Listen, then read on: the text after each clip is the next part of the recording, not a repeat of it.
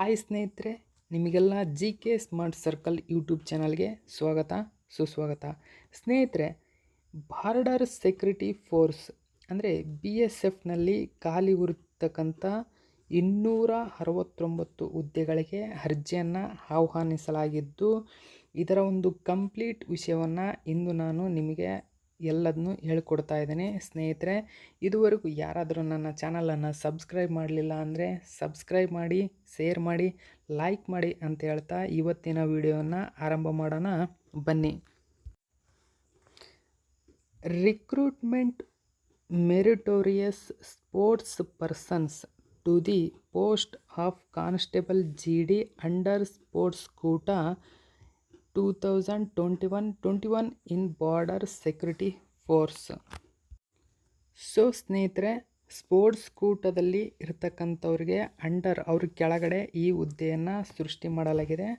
So ಸ್ನೇಹಿತರೆ, application R invited from eligible Indian citizen mail and female for filling up 269 vacancies non-gazetted and non-ministerial force of Constable GD in Group C on temporary basis likely to be made of permanent in border security force against sports quota as per table at para 2A.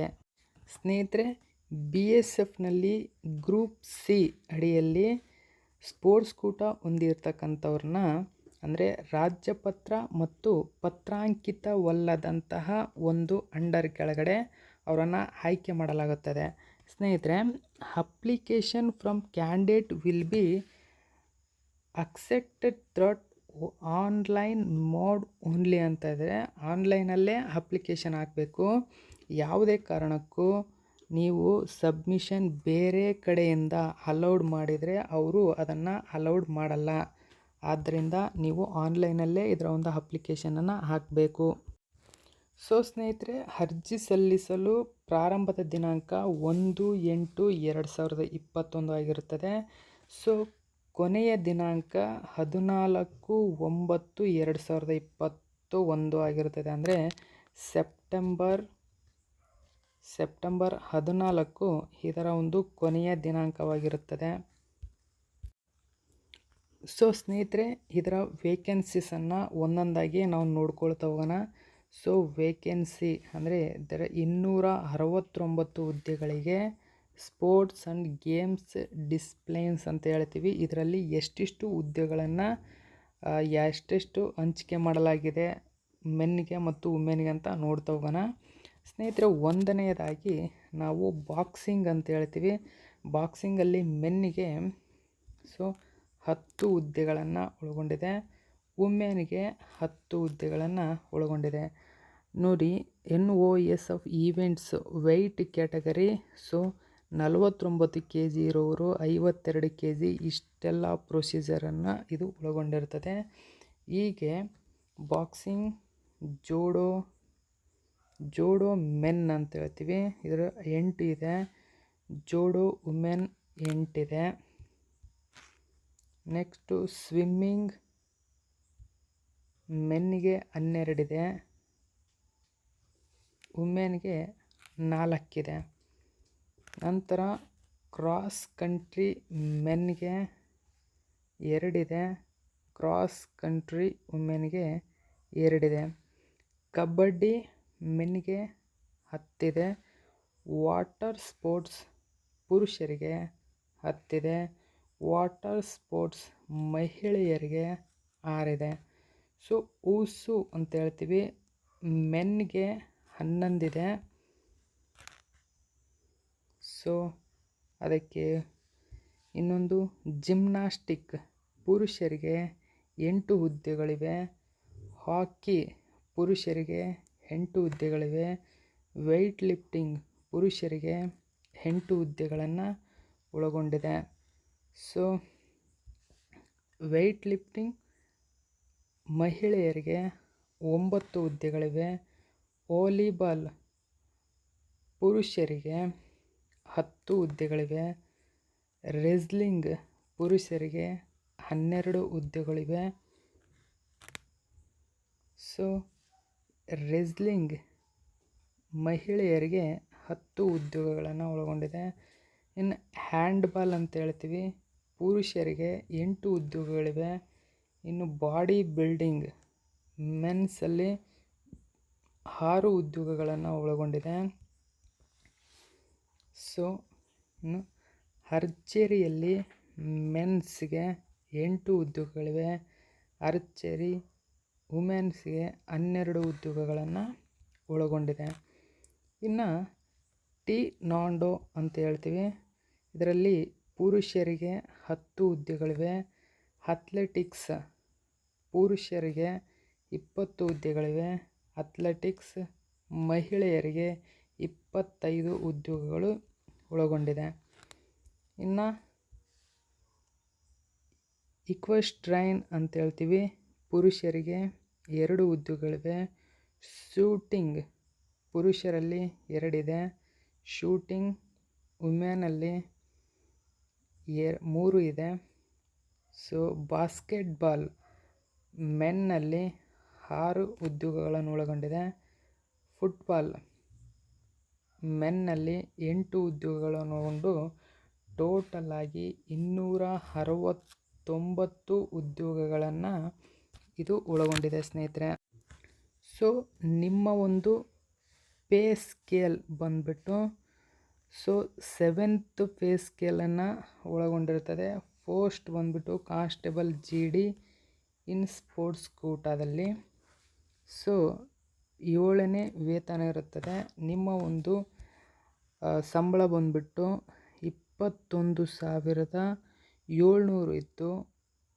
ನಿಮ್ಮ ಕೊನೆಯ ಹಂತದ ಸಂಬಳ 29,100ವರೆಗೂ ನಿಮ್ಮ ಒಂದು ಸಂಬಳ ಇರುತ್ತದೆ. So eligibility candidate for post as under ಅಂತ ಹೇಳ್ತೀವಿ. ನಿಮಗೆ ಏಜ್ ಲಿಮಿಟ್ ಬಂದ್ಬಿಟ್ಟು 18 ವರ್ಷದಿಂದ 23 ವರ್ಷದ ಒಳಗಿನವರಾಗಿರಬೇಕು. ಸೊ 23 ವರ್ಷ ಆಗದಕ್ಕೆ ನಿಮಗೆ ಆಗಸ್ಟ್ 21, 2021ರವರೆಗೆ ನಿಮಗೆ 23 ವರ್ಷವಾಗಿರಬೇಕು. ಅಕಸ್ಮಾತ್ ಆಗಸ್ಟ್ 1 ಮೇಲೆ 23 ವರ್ಷಕ್ಕಿಂತ ಹೆಚ್ಚಾಗಿದ್ದರೆ ನೀವು ಈ ಒಂದು ಹುದ್ದೆಗೆ ಅರ್ಜಿಯನ್ನು ಹಾಕಲಿಕ್ಕೆ ಆಗಲ್ಲ ಸ್ನೇಹಿತರೆ. ಸೊ ನಿಮ್ಮ ಒಂದು ಎಜುಕೇಷನ್ ಕ್ವಾಲಿಫಿಕೇಷನ್ ಬಂದ್ಬಿಟ್ಟು ಮೆಟ್ರಿಕ್ಯುಲೇಷನನ್ನು ಪಾಸಾಗಿರಬೇಕು, ರೆಕಗ್ನೈಸ್ಡ್ ಯಾವುದಾದ್ರೂ ನಿಮ್ಮ ಬೋರ್ಡಿಂದ. ಸೊ ಇಲ್ಲಿ ಫಿಸಿಕಲ್ ಸ್ಟ್ಯಾಂಡರ್ಡ್ ಅಂತ ಹೇಳ್ತೀವಿ. ಹೈಟ್ ಬಂದ್ಬಿಟ್ಟು 170 ಸೆಂಟಿಮೀಟರ್ ಹೈಟನ್ನು ಒಳಗೊಂಡಿರಬೇಕು. ಫೀಮೇಲ್ ಹೈಟು 157 ಹೈಟ್ ಹೊಂದಿರಬೇಕು. ಸೊ ಚೆಸ್ಟ್ ಬಂದ್ಬಿಟ್ಟು ಫಾರ್ ಮೇಲ್ ಓನ್ಲಿ 80 ಸೆಂಟಿಮೀಟರ್ ನಿಮ್ಮ ಚೆಸ್ಟ್ ಇರುತ್ತದೆ. ನೀವು ಎಕ್ಸ್ಪೆಂಡಬಲ್ ಮಾಡಿದಾಗ 5 ಸೆಂಟಿಮೀಟರ್ ಉಬ್ಬಬೇಕು. ಟೋಟಲಾಗಿ 85 ಸೆಂಟಿಮೀಟರ್ ನಿಮ್ಮ ಬಾಡಿ ಇರಬೇಕಾಗುತ್ತೆ ಸ್ನೇಹಿತರೆ. ಸೊ ವೆಯ್ಟ್ ಬಂದ್ಬಿಟ್ಟು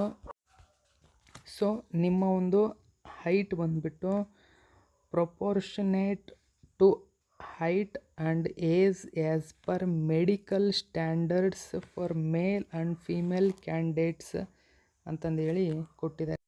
ಸೊ ಸ್ನೇಹಿತರೆ, ನಿಮ್ಮ ಒಂದು ಸ್ಪೋರ್ಟ್ಸ್ ಕ್ವಾಲಿಫಿಕೇಷನ್ಸ್ ಬಂದ್ಬಿಟ್ಟು ನೀವೇನು ಒಂದು ಮೆಡಲ್ ಆಗಿರ್ಬೋದು ಅಥವಾ ಕಾಂಪಿಟೇಷನ್ ಮಾಡಿ ಪ್ಯಾರಾ 4Bಯನ್ನು ಪಡೆದಂಥವರು 1/9/2019ರಿಂದ 14/9/2021 ಒಳಗಿನ ಒಂದು ಸರ್ಟಿಫಿಕೇಟ್ ನಿಮ್ಮದಾಗಿರಬೇಕಾಗುತ್ತೆ ಸ್ನೇಹಿತರೆ. ಆ ಸ್ನೇಹಿತರೆ, ನಿಮ್ಮದೊಂದು ಮೆಡಿಕಲ್ ಸ್ಟ್ಯಾಂಡರ್ಡ್ ಅಂತ ಬರುತ್ತೆ. ಸೊ ಇದರಲ್ಲಿ ಹೈ ಸೈಟ್ ಅಂತ ಬಂದಿತ್ತು. Minimum distance vision shall be 6/6, 6/9 for both ice without corrections ಅಂತ ಹೇಳ್ತೀವಿ. ಸೊ ಇವೆರಡು ಏನಿದೆ ಇದರ ನಡುವೆಯೇ ನಿಮ್ಮ ಒಂದು ಕಣ್ಣಿನ ದೃಷ್ಟಿಯನ್ನು ಅವರು ಎಷ್ಟೊಂದು ಐ ಪವರ್ ಇದೆ, ಎಷ್ಟು ಕಡಿಮೆ ಇದೆ ಎಂಬುದನ್ನು ಡಿಸೈಡ್ ಮಾಡ್ತಾರೆ. ಅದು without wearing spectacles and lens ಅಂತ ಹೇಳ್ತೀವಿ. ಅಂದರೆ ಸ್ಪೆಕ್ಟಿಕಲ್ಸ್ ಅಂದರೆ ನಾವು ಕನ್ನಡಕ ಅಂತ ಹೇಳ್ತೀವಿ. ಈ ಕನ್ನಡಕ ಮತ್ತು ಲೆನ್ಸ್ ಅಂದರೆ ನಿಮ್ಮ ಕನ್ನಡಕ ಮತ್ತು ಹಾಕೊಂಡಿರೋ ಲೆನ್ಸ್ ಬಿಟ್ಟಾಕಿ 6/9 ನಿಮ್ಮ ಕಣ್ಣಿನ ದೃಷ್ಟಿ ಯಾವ ರೀತಿ ಇದೆ ಎಂಬುದನ್ನು ಅವರು ಚೆಕ್ ಮಾಡ್ತಾರೆ. ಈಗ ಇಷ್ಟೆಲ್ಲ ಮಾಹಿತಿ ಕೊಟ್ಟಿದ್ರೆ ಒಂದೊಂದಾಗಿ ಇಲ್ಲಿ ನೋಡೋಣ. ಸೊ ಸ್ನೇಹಿತರೆ, ಇಲ್ಲಿ ವಿಸಲ್ ಅಕ್ಯೂಟಿ ಅನಾಯ್ಡೆಡ್ ಅಂತ ಹೇಳ್ತೀವಿ. ನಿಯರ್ ವಿಷನ್ ಅಂದರೆ ಹತ್ತಿರದ ಒಂದು ತೀಕ್ಷ್ಣತೆ ಅಂತ ಹೇಳ್ತೀವಿ. ಸೊ ಬೆಟರ್ ಹೈ N6 ಇರಬೇಕು. ನಾರ್ಸ್ ಹೈ ಅಂತ ಇದೆ ಎರಡನೇದು. ನಾರ್ಸ್ ಹೈ ಅಂತ ಹೇಳ್ತೀವಿ. ನಾರ್ಸ್ ಹೈ ಅಂದರೆ ಅತ್ಯಂತ ಕೆಟ್ಟ ಅಂದರೆ ಸರಿಯಾಗಿ ಕಾಣಿಸಿಲ್ಲದಂತ.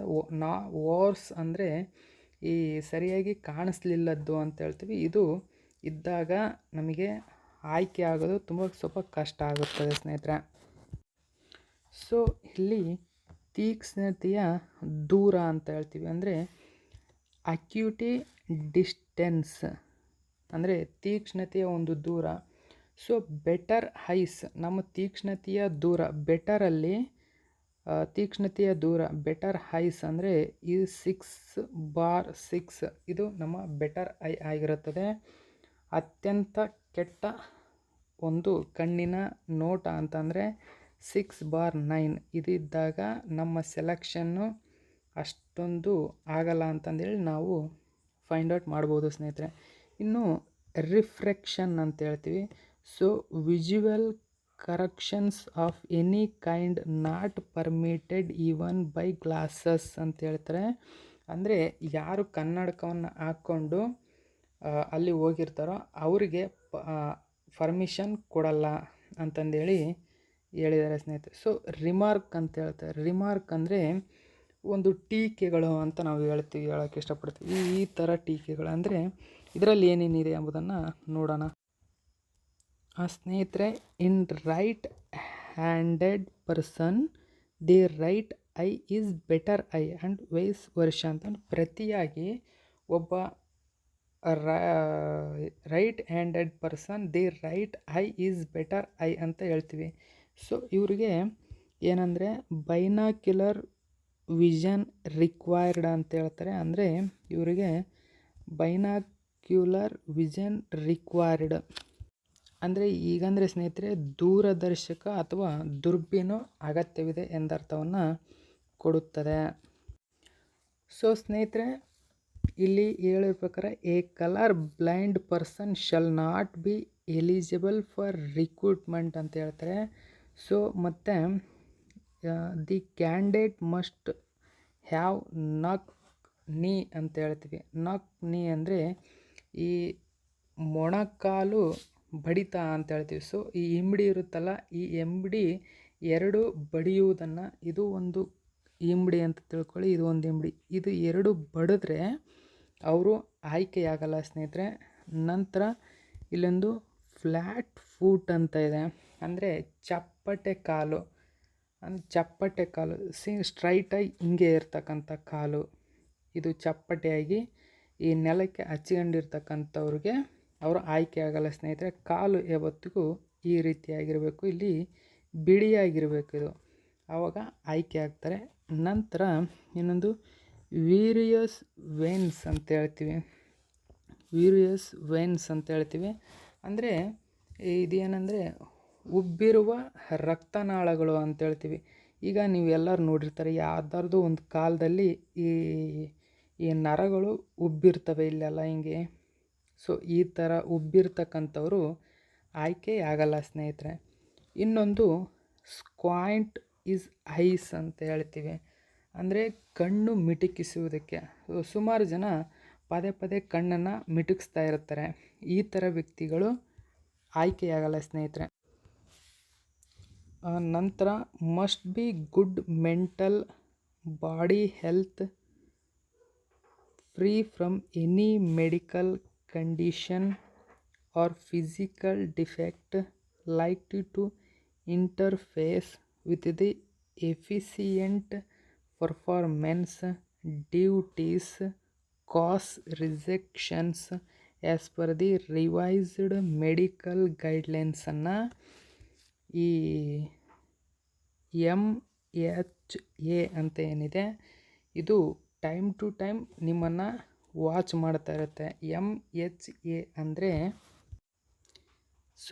MHA ಅಂದರೆ ಮಿಲಿಟರಿ ಹೌಸಿಂಗ್ ಏರಿಯಾ ಅಂತಂದೇಳಿ ಇದು ನಿಮ್ಮನ್ನು ಟೈಮ್ ಟು ಟೈಮ್ ಅಂದರೆ ಗುಡ್ ಮೆಂಟಾಲಿಟಿ ಇದೆಯಾ, ಬಾಡಿ ಹೆಲ್ತ್ ಹೇಗಿದೆ, ಮೆಡಿಕಲ್ ಕಂಡೀಷನ್ ಹೇಗಿದೆ, ಫಿಸಿಕಲಿ ಡಿಫೆಕ್ಟ್ ಹೆಂಗಿದೆ, ಇಂಟರ್ಫೇಸು ಎಫಿಸಿಯೆಂಟಾಗಿದ್ದಾನಾ, ಇನ್ನೆಲ್ಲ ಇದು ಸರ್ಚ್ ಮಾಡುತ್ತೆ. ನೋಡಿ ಸ್ನೇಹಿತರೆ, ಲಾಸ್ಟ್ ಇದು ಏನು ಹೇಳುತ್ತೆ ಅಂದರೆ being secular country the religious sentiment ಇರ್ತಕ್ಕಂಥ ಅಂದರೆ ರಿಲಿಜಿಯಸ್ ಅಂದರೆ ನಮ್ಮದು ಒಂದು ಆಚಾರಿಕ ದೇಶವಾಗಿರೋದರಿಂದ, ರಿಲಿಜಿಯಸ್ ಅಂದರೆ ಉತ್ತಮವಾದ ಸೆಂಟಿಮೆಂಟ್ಗಳನ್ನು ಹೊಂದಿರೋದ್ರಿಂದ, ರೆಸ್ಪೆಕ್ಟ್ ಆ್ಯಂಡ್ ದಸ್ ಅಂತ ಅಂದರೆ ನಿಮಗೆ ಇತ್ಯಾದಿ ಅಂತ ಹೇಳ್ಬೋದು. ಆದ್ದರಿಂದ ಈ ಯಾವ ವ್ಯಕ್ತಿಗಳು ಟ್ಯಾಟೂಸ್ ಅಂದರೆ ಅಚ್ಚೆಗಳನ್ನು ಹಾಕಿಸ್ಕೊಂಡಿರ್ತಾರೆ, ಸಿಂಬಲ್ಗಳು ಅಥವಾ ಫಿಗರ್ಸ್ಗಳನ್ನು ಬಿಡಿಸ್ಕೊಂಡಿರ್ತಕ್ಕಂಥದ್ದು ಅಥವಾ ನೇಮನ್ನು ಕೈ ಮೇಲೆ ಅಚ್ಚೆ ಆಗಿರ್ತಕ್ಕಂಥದ್ದು, ಅಚ್ಚೆಯಾಗಿ ಹಾಕ್ಕೊಂಡಿರ್ತಕ್ಕಂಥದ್ದು as followed Indian army are not be permitted ಅಂತ ಹೇಳುತ್ತೆ ಸ್ನೇಹಿತರೆ. ಆರ್ ಟು ಬಿ ಪರ್ಮಿಟೆಡ್ ಅಂದರೆ ಇದ್ದವ್ರನ್ನೂ ಸೆಲೆಕ್ಟ್ ಮಾಡ್ಕೋಬಹುದು ಅಂತ ಹೇಳ್ತಾ ಇದೆ. ಇನ್ನೊಂದು ಏನಂದರೆ ಇಲ್ಲಿ tattoos marked are traditional sites or body like inners aspect of forearms ಅಂತ ಹೇಳ್ತೀವಿ, but only left forearms being non saluting limb or dorsum ಅಂತ ಹೇಳ್ತೇವೆ. ಇದು ಸೈಜ್ ಮಸ್ಟ್, ಈ ಸೈಜು ಅಟ್ಲೀಸ್ಟ್ 1/4 ಮಾತ್ರ ಅದಿದ್ದರೆ ನೀವು ಎಲಿಜಿಬಲ್ ಆಗಿರ್ತೀರ ಸ್ನೇಹಿತರೆ. ಇದು ಎಲ್ಬೋ ಅಥವಾ ಹ್ಯಾಂಡ್ ಅಂತೇಳಿ. ಎಲ್ಬೋ ಅಂದರೆ ನಿಮಗೆ ಗೊತ್ತಿರಬೇಕು, ಮೊಣಕೈ ಅಥವಾ ಕೈ ಮೇಲೆ 1/4 ಅದಿತ್ತು ಅಂದರೆ ನೀವು ಅದಕ್ಕೆ ಎಲಿಜಿಬಲ್ ಆಗಿರ್ತೀರ. ಸ್ನೇಹಿತರೆ, ಹೌ ಟು ಅಪ್ಲೈ ಅಂತ ಇದೆ. ನೋಡಿ, ಇದು ವೆಬ್ಸೈಟ್ ಆಗಿದೆ. ಈ ವೆಬ್ಸೈಟ್ಗೆ ಹೋಗಿ ನೀವು ಅಪ್ಲೈ ಮಾಡಿ. ನಂತರ ಸೆಲೆಕ್ಷನ್ ಪ್ರೋಸೆಸ್ಸನ್ನು ಈ ರೀತಿ ನಡೆಸ್ತಾ ಇರುತ್ತೆ ಸ್ನೇಹಿತರೆ. ನನ್ನ ಚಾನಲನ್ನ ಯಾರ್ಯಾರು ನೋಡ್ತಾ ಇದ್ದೀರಾ ಪ್ಲೀಸ್ ಸಬ್ಸ್ಕ್ರೈಬ್ ಮಾಡಿ, ಶೇರ್ ಮಾಡಿ, ಲೈಕ್ ಮಾಡಿ ಅಂತ ಹೇಳ್ತಾ ನಿಮಗೆಲ್ಲರಿಗೂ ಒಳ್ಳೆಯದಾಗಲಿ. ಶುಭ ದಿನ.